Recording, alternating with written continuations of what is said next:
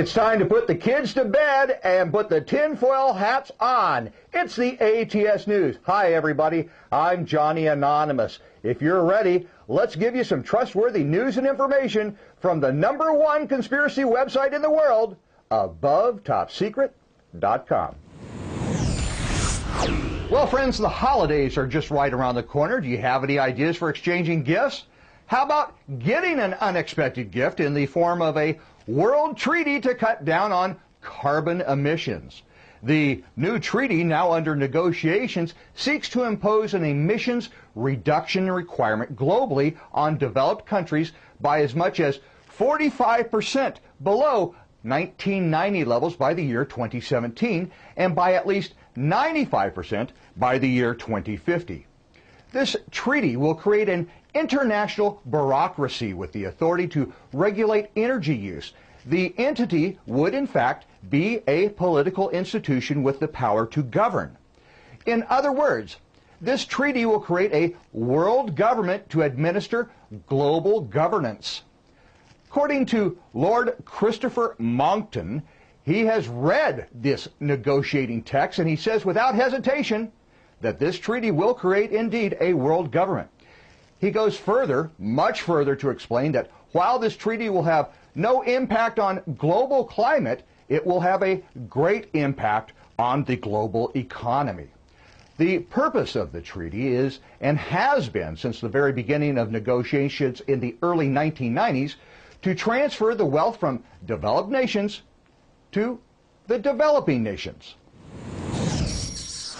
So how might the swine flu affect our personal life at home if it reaches a pandemic stage? Well, the U.S. government has issued a new report that recommends blocking access to popular websites during a pandemic outbreak in order to preserve internet bandwidth for investors, day traders, and securities clearinghouse operations. The concern is that a pandemic would cause too many people to stay at home and download YouTube videos and porn, hogging all the internet bandwidth and blocking the throughput for investment activities, thereby causing a stock market meltdown. So, you mean I can't go to AboveTopSecret.com to check on what the latest news is? This is crazy. Okay, now, by a show of hands, who here remembers the Jetsons? Anybody? Anybody? Well, you remember how they used to scoot around the air in their little spaceship? Well, if Roger Shar has his way, his new EM drive might allow you to do the same thing. The EM drive is an electromagnetic drive that would generate thrust from a closed system, which is impossible, say some experts. To critics, it's flat-out junk science, not even worth thinking about. But undeterred, Roger continues his work, and now the Chinese have said that they have validated his math and are even building one of their own. The heart of the EM drive is a resonant tapered cavity filled with microwaves.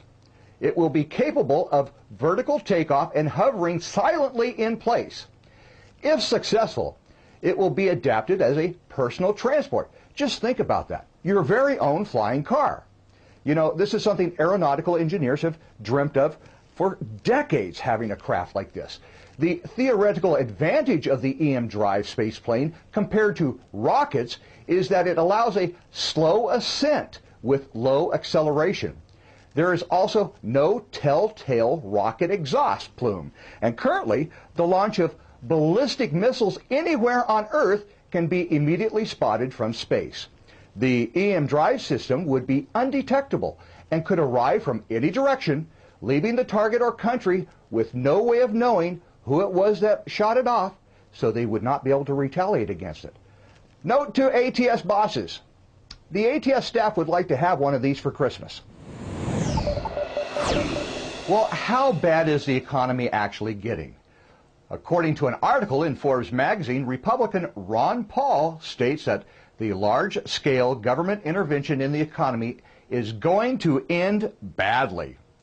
Mr. Paul claims anytime the central bank intervenes to pump trillions of dollars into the financial system, a bubble is created that must eventually deflate. We have seen the results of Alan Greenspan's excessively low interest rates, the housing bubble, the explosion of subprime loans, and the subsequent collapse of the bubble, which took down numerous financial institutions. Rather than allow the market to correct itself and clear away the worst excesses of the boom period, the Federal Reserve and the U.S. Treasury colluded to put taxpayers on the hooks for trillions of dollars. He continues and concludes with, what is more likely happening is a repeat of the Great Depression.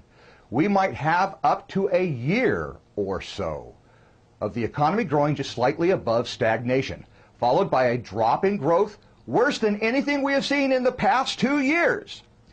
The Fed has already overseen a 95% loss of the dollar's purchasing power since the year 1913. If we do not stop this spending soon, we risk hyperinflation and seeing a 95% devaluation every year. Note to self, stop spending money. In a recent article by a member here at ATS, who apparently was approached with information that seems to link several doctors that either now or in the past have worked with the World Health Organization with a strain of the swine flu virus. Now, that in itself may not sound all that sinister, but according to the article, it's the wording and the timing of the work that many members find interesting.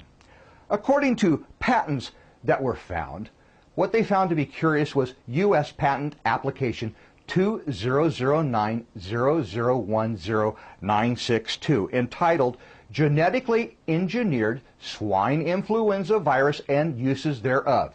It was filed on June 1st, 2005. This, of course, is a few years before any of us in the public knew of or heard of the swine flu, and apparently doctors were attempting to combine genes from a human flu virus and the H5N1 bird flu virus strain. Also of interest was an interview that was published in The Citizen with Dr. Richard Webby, a virologist at St. Jude's Children's Hospital. In it, he answers questions as to why researchers have been combining bird and human flu viruses in order to create a pandemic strain. As to why doctors would do such a process, there was a reminder by several members on this article that in order to create a vaccine against a viral bug, you need to first have a live host virus to work with. According to the BBC, an extract found in the bright yellow curry spice turmeric can kill off cancer cells, scientists have now shown. The chemical curcumin has also long been thought to have healing powers, and it is already being tested as a treatment for arthritis and even dementia. Now, tests by a team at the Cork Cancer Research Center shows it can also destroy gullet cancer cells in the lab. Doctors found that curcumin started to kill cancer cells within 24 hours, and the cells themselves began to digest each other after the curcumin triggered lethal cells of death signals in their system. And before we sign off, friends, I would just like to apologize. We made a couple of mistakes by erroneously saying that Chaco Canyon was located in Colorado and not in New Mexico, so our apologies to all the residents of New Mexico for that mistake. And we also put up the wrong link for the chemtrails article, which was by All Seeing Eye, and instead had the German swine flu link. I just want to apologize and let you know that those that made the mistake have been duly warned, and we apologize for any inconvenience this may have created.